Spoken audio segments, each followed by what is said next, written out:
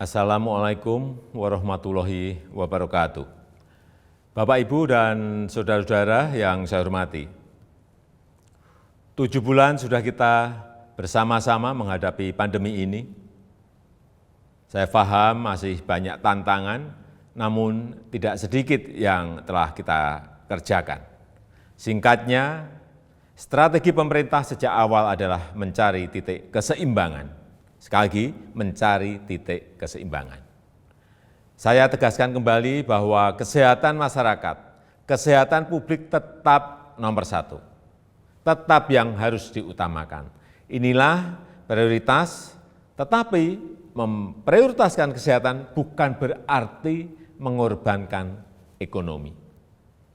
Karena jika kita mengorbankan ekonomi, itu sama saja dengan mengorbankan kehidupan puluhan juta orang. Ini bukan opsi yang bisa kita ambil. Sekali lagi, kita harus mencari keseimbangan yang pas. Oleh sebab itu, saya dan seluruh jajaran pemerintah selalu berupaya mencari keseimbangan itu. Tidak perlu sok-sokan akan melockdown provinsi, melockdown kota, atau melockdown kabupaten, karena akan mengorbankan kehidupan masyarakat. Tapi kita tetap serius mencegah penyebaran wabah supaya tidak meluas. Hasilnya bagaimana? Ini yang terpenting. Mari kita menilai berdasarkan fakta dan data dan bukan berdasarkan kira-kira. Saya bisa mengatakan penanganan COVID-19 di Indonesia tidak buruk, bahkan cukup baik. Maka saya hanya bicara fakta. Dalam jumlah kasus dan jumlah kematian, Indonesia jauh lebih baik ketimbang negara-negara lain dengan jumlah penduduk yang besar. Sebaiknya kalau membandingkan, ya seperti itu. Kalau Indonesia dibandingkan dengan negara-negara kecil yang penduduknya sedikit, tentu perbandingan seperti itu tidak bisa menggambarkan keadaan yang sebenarnya. Dalam hal ekonomi, pencapaian kita juga tidak jelek-jelek amat. Ekonomi kita menurun, ya, betul, itu fakta. Tapi mana ada negara yang tidak menurun ekonominya? Bahkan ada banyak negara lain yang harus memikul beban ekonomi yang jauh lebih parah. Dibandingkan dengan beberapa negara Asia Tenggara lainnya, misalnya, kinerja ekonomi kita masih lebih baik. Sekali lagi, ini fakta. Ini harus kita ambil hikmahnya agar kita juga tetap optimis, dan tidak kehilangan harapan. Sekali lagi, saya tegaskan, kita harus tetap optimis. Bapak, Ibu, saudara-saudara sebangsa dan setanah air, banyak yang telah pemerintah lakukan, banyak sekali macam-macam programnya. Di tengah keterbatasan keuangan negara, saya mengambil risiko untuk mengatasi masalah ini. Angka-angkanya silahkan dilihat sendiri di tampilan yang ada di sini. Berapa ratus triliun yang kita kerahkan untuk mengatasi wabah maupun untuk membantu warga.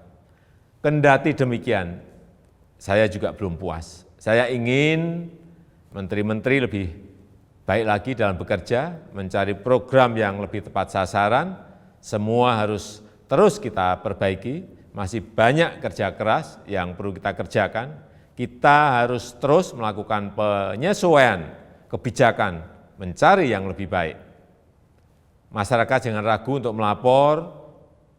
Menteri Dalam Negeri telah saya perintahkan untuk terus mendorong pemerintah daerah membuka keran-keran aduan atau masukan untuk perbaikan kebijakan ke depan.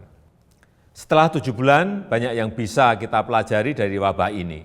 Misalnya, pembatasan sosial. Saya kira harus kita sesuaikan. Untuk itu saya menekankan pentingnya pembatasan sosial skala mikro atau mini lockdown.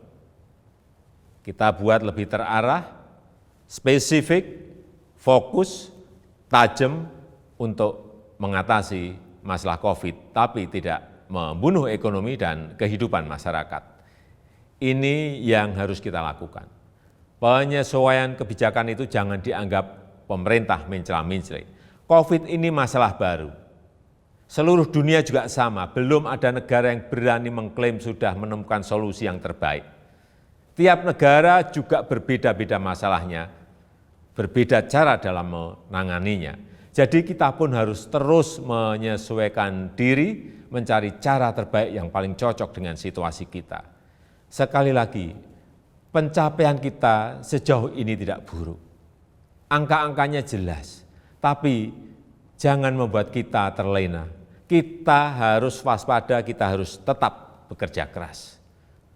Wabah ini jangan diremehkan, ini realita.